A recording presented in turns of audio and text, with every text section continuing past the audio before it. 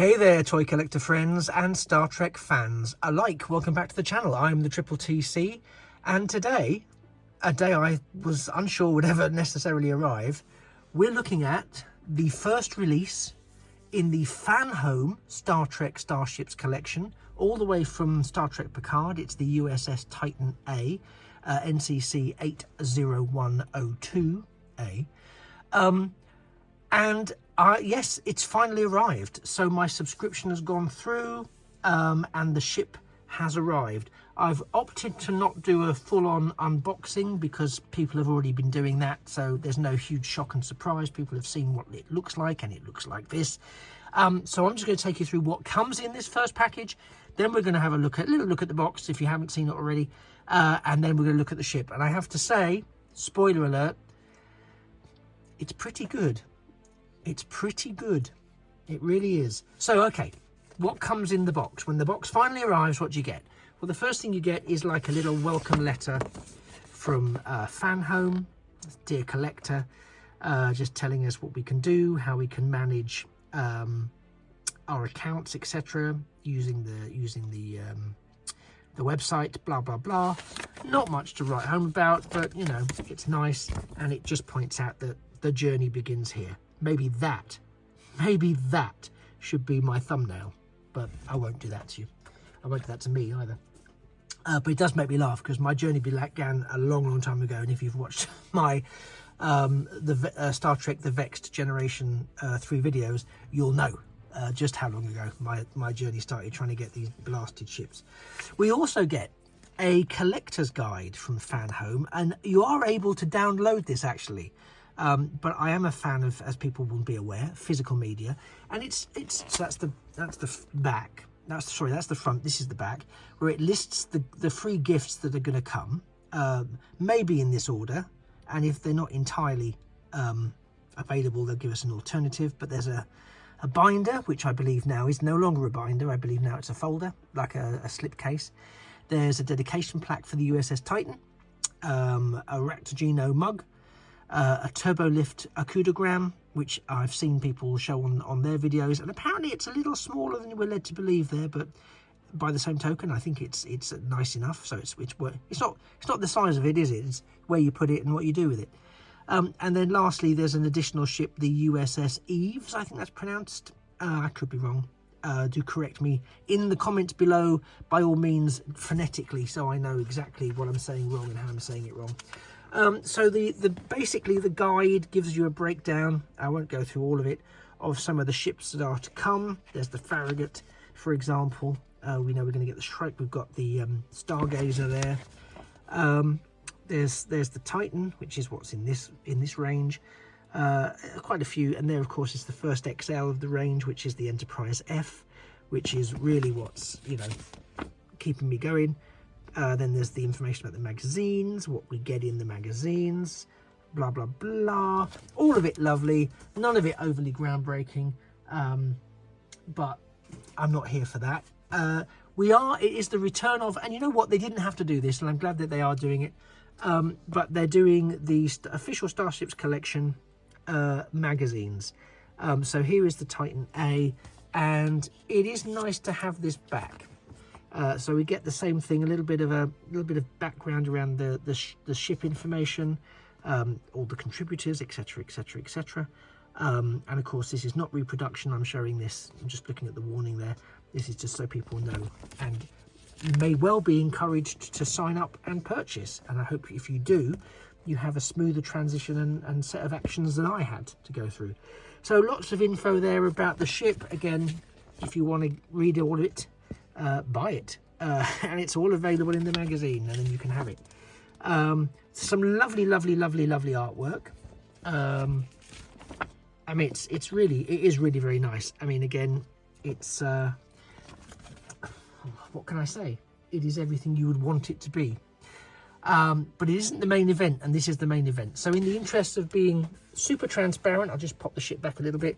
Here's the front of the box, please. Focus, Star Trek Picard. There's the ship itself in situ, the Star Trek logo, Fanhome. It's from Picard, the Titan, Similar images around the edges there. I mean, again, taking around the entirety of the box is a little redundant, but I'll do it anyway.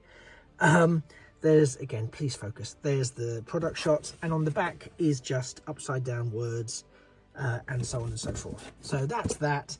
I'll put the box over there out of the way. I was going to keep it in as a backdrop, but you know what? We're not here for the backdrop. We're here for the main event, and this is the main event. So, folks, I present to you the USS Titan-A, as presented finally, in my grip at least, by Fanhome.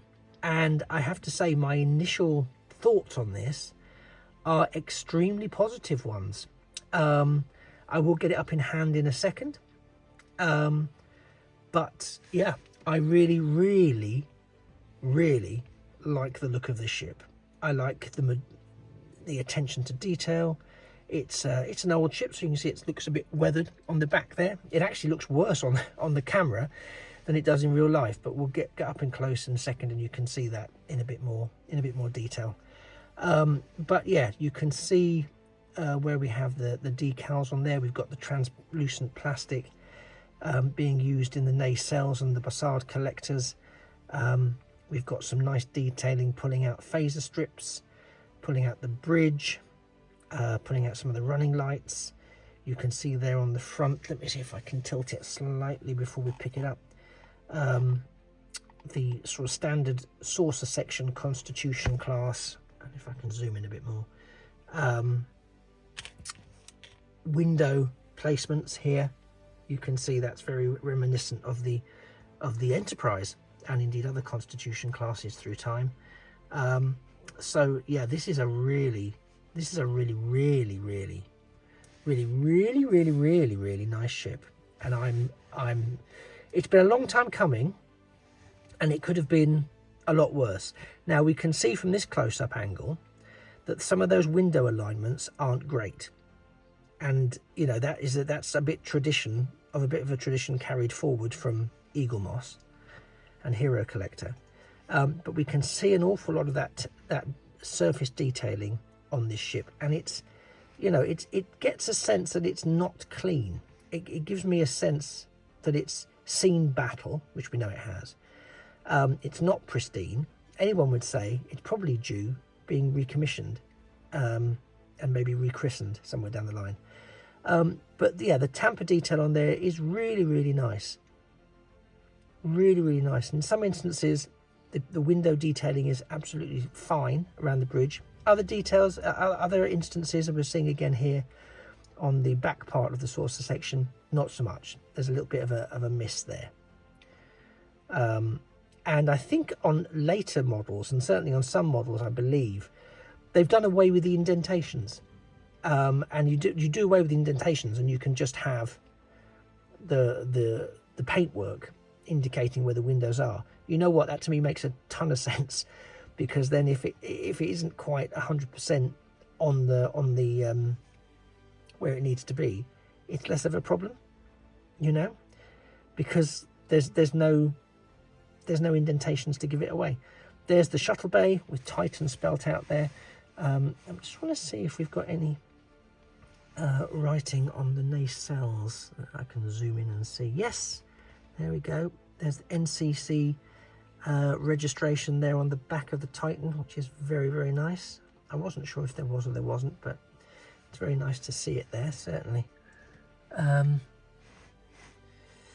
Right, let's I'm just trying to see if there's a better angle, but I think I'm gonna have to go down the route now of lifting it off the stand and having it in hand. Again, the stand is very nicely done. There's enough tilt and there's enough positioning of it here to hold the ship. It's thrown back slightly, so I don't feel it's about to fall off. There's no licensing stickers on the bottom or anything like that, so it's just felt to sort of hold it and prevent slippage. So here we go. Here we have the Titan-A nice and up close. And again, I think it's absolutely lovely. Absolutely lovely. For some reason, and it could be the lighting, I'll see if I can sort it out when we do some photos for the end of the video.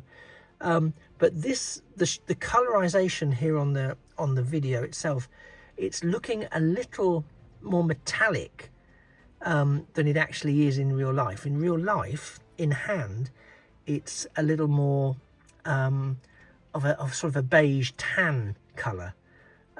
So it's looking a little bit more metallic on the video screen than it actually is in real life. But I'm loving the surface detailing there of the bridge. I mean, look at that. That's really, really good. We've got the neck section there. And I think there's I can see, yeah, there's a docking port, I think, on the bridge there, on the neck section. Let's take the underside while we're here. There's the underside of the saucer section, so we can see the registration, presumably the captain's yacht there. Some vents, I think, there, or maybe they're used to power the saucer section. There's the forward deflector in the normal standard position, and we've got some blue translucent plastic for that. And you can also see the burnt orange Bussard collectors also there in translucent plastic. The underside of the secondary hull also nicely detailed out there, very, very nicely detailed out. We've got those sweeping back pylons for the nacelles. We've sort of seen the nacelles already in that sort of 360 I did, but there they are. You can see the translucent plastic front and back. They're quite long, they're quite lengthy. They sweep quite far. It's very light. The ship itself is very light. I'll pull out a little bit more for you. Yeah, the ship itself is very light. There is some heft in the front, so I think there is some die cast in there, but it is mostly, I think, ABS plastic, or a version of ABS plastic. But it does look really great. I mean, it looks really great. I think if I had any concerns about the quality of what I might be getting in this set, those concerns have been effectively managed in this first edition. Let me just bring it in and sort of get it properly in shot there. Yeah, I'm not disappointed at all. I wish the journey to this point had been swifter and smoother, but nevertheless we're here now, and I am really pleased with it. I think it's a beautiful design ship. I think it's going to look lovely in the collection, and I genuinely cannot wait to add future Fanhome editions to the collection. I think it's the Stargazer that comes next. I'm just going to check the I've just put it down. I can't see where I put it, but I'm pretty sure it's the Stargazer that comes next. I think it's the Stargazer, then the Farragut. Here we are. I found it. Sorry. Right. So let's just double check. I'm sure it tells me in here. I should know by now. I should have memorized it. Yeah, it doesn't. I can't see that it tells me the order, but I'm pretty sure it's the Stargazer next. So I'm looking forward to that. I'm looking forward very much to that. But yeah, this is a 100% smash out of the park for me. Again, I'm not going to get bogged down by the unfortunate misalignment of some of these windows and the paintwork here. I'm instead going to focus on what's really good about it. Again, it's a model, it's not really a toy, so it will not withstand. You can use it for photography, etc. You can use it for a display. I wouldn't use it for play. I wouldn't let young kids near it. I think the nacelles would not last. We know from other collectors who've talked about it in their channel that not all of these have arrived with the nacelles intact and attached. So, you know, if that was just delivery, then some robust play by some enthusiastic youngsters could most definitely have a damaging effect on this particular product and those like it. What do you think? Do you like the look of this particular iteration of the Titan? Do you think that you are going to subscribe? Have you already subscribed? Are you enjoying the experience? Have I got stuff to look forward to? Have you had any I'm not trying to be the bearer of bad news, but have you had any horror stories which you'd like to share, so that I can be mindful of those moving forwards and learn to count my blessings a bit more, or that you'd like to share with the wider audience? Do let me know in the comments below. This is a community event. It feels like it, you know. It feels like it's been a community effort trying to get these ships. So I'm really glad that I'm finally on course to receive them all. Thank you very much. I look forward to reading your comments and hearing your thoughts. If you've enjoyed the content and are interested to see more, do please hit the like button. Similarly, if you want to drop a free subscription to the channel, that would be absolutely amazing, because it would help me get to my next subscriber milestone, and it would also facilitate you never missing a future video, especially in this Star Trek Starships range from Fanhome. If not, don't panic. I'm just happy that you're here and have joined me for this journey. I very much look forward to seeing you in a future video, or of course perhaps a past video if you want to have a look around and see what else there is on the channel that may be of some interest if you're new here. Otherwise, it just remains for me to say take care.